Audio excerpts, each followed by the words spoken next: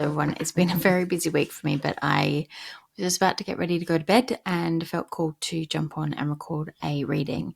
Didn't know exactly what it was going to be about. The energy feels heavy, but I just got out my Shaman's Dream Oracle deck and I split the deck, and the card that was there is the Lost Compass, getting back to integrity. Beneath that is the Covenant, Sacred Contract. And then 22 card, Fool's Embrace, Transmuting Pain. We've got the Caterpillar, which is the opportunity card at the bottom of the deck there.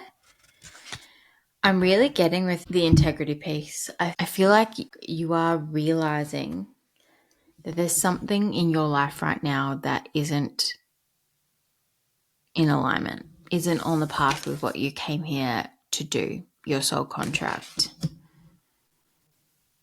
And that's showing up in really loud ways right now.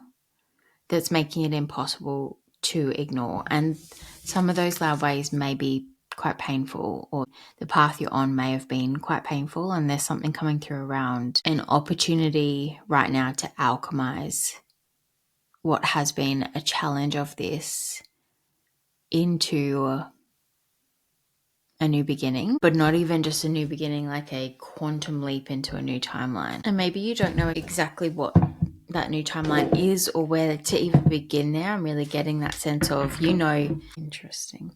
You know where you are isn't in alignment, and you have a feeling for what it's going to feel like to be where you are in alignment, but you don't know where that is or what that looks like. So I got out my deck, and Ace of Swords was at the bottom of the deck, which is a bow and arrow, and then I split to the Nine of Swords, where he's pulling one of the arrows out to shoot it. And what I just heard is the arrow knows the way. It's almost like once you get that once you get the arrow into the bow, it'll guide you. So it's like taking one step at a time. I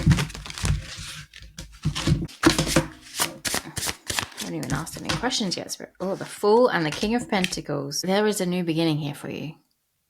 And the Fool card is really about taking that leap and trusting that you'll be caught. It's like you don't know. This is the very first card of the tarot. You have no idea what lies in store for you. You don't know where you're headed.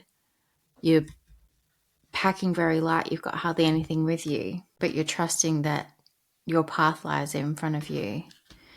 And then what's quite interesting with the King of Pentacles card that's fallen out is he's in a boat steering a ship.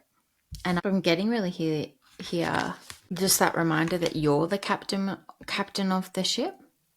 You actually do know where you're going. If you are really, really honest with yourself, there's wisdom about the King of Pentacles and real grounded, certain, sure kind of energy. I keep splitting to the Lovers because I was just about to say, for some of you, this Lost Compass and Sacred Contract is a relationship one, which is weird considering the cards I got out, because there's not necessarily anything here that really speaks to that, but there was a feeling that I'm getting. And then, yeah, as I said, I keep splitting to the Lovers card, which is Gemini energy. It is a choice. It is also a union of some description. The Emperor under that, and the Magician, which is the of light for the best and highest good of all. Where is this new beginning taking us?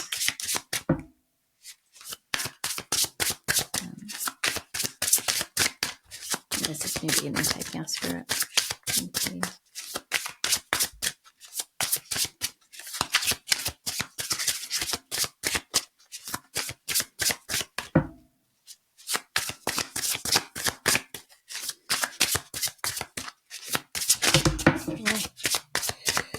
Okay, the World at the bottom of the deck with Strength, Nine of Swords, and Three of Swords under that. It's definitely, I just flipped to the Lovers again. It's closing out a chapter of your life that has required a lot of strength, has been challenging, and it's that you've totally felt out of alignment in it. It's things that have kept you up at night. It's heartbreak, but it's all closing out with the World card there. Then we had four cards land in my lap. 7 of Cups, 6 of Cups, 5 of Cups, and Queen of Wands. I'll show you the cards. As I said, 7 of Cups, 6 of Cups, 5 of Cups, Queen of Wands. I'm getting here, I'm going to say I'm getting here that you're going back through,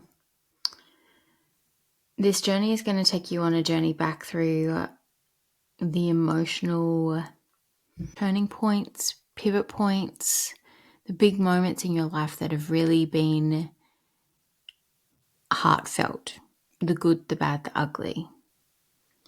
There's something about going back through those to find the you that was full of passion and zest for life before those moments kind of changed you, but changed you in a way that doesn't reflect the true essence of you, the Queen of Wands, the passion, adventure,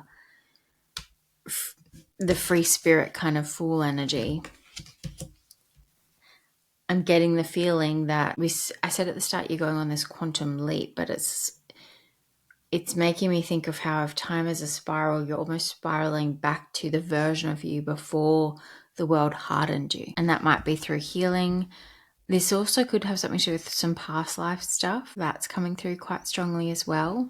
Chills, as I say, that's something about past life contracts being renewed, the impact of those on your life being reset in some way.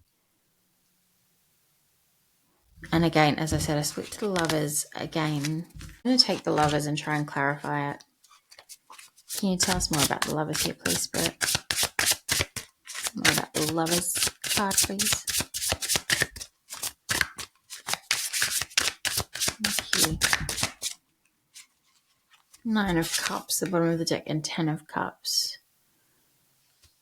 This is taking you into a chapter of wish fulfillment, happily ever after, even if you can't see which way to shoot your arrow right now. What about advice for this collective? Right? Whoa, that's going to be too many, but...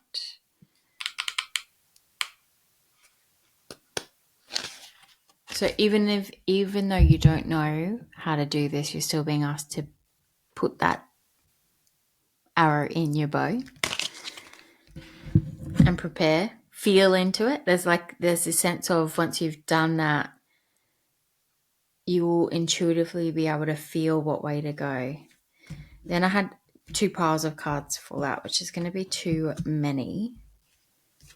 Top of one of the piles is the 3 of Cups. That's celebration, friendship, fun. I think it's leaning into that energy. Yeah, there's definitely something here about leaning into connections with others. And then the second pile that fell out is an even bigger pile. It's got Temperance and the High Priestess, the World, the Magician, and the Ace of Wands.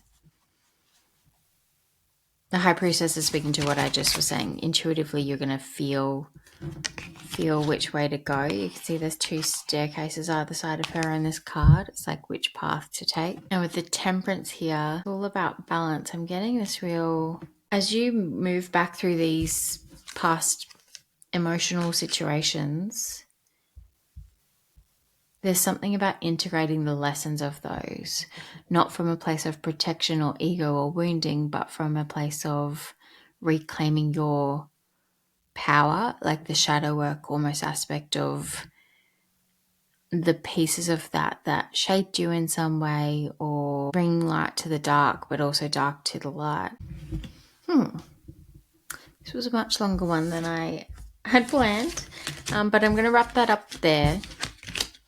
You know, if this message is for you, you can feel that where you are right now isn't where you're meant to be. So Spirit is asking you to trust that feeling and take that first step, whatever it might look like. Be just willing to consider a different path. Put that arrow in your bow and see how that feels.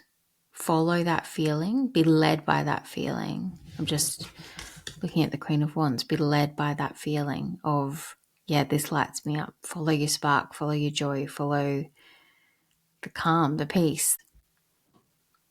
this is a new beginning for you. I just also realized that this was the transmuting pain, and I was talking about going back through all those past situations that have maybe been painful. There is really something about those, about integrating and pulling those into this moment to alchemize them into this next chapter for you to get you back in integrity with your soul and your soul contract, and possibly with connections with others.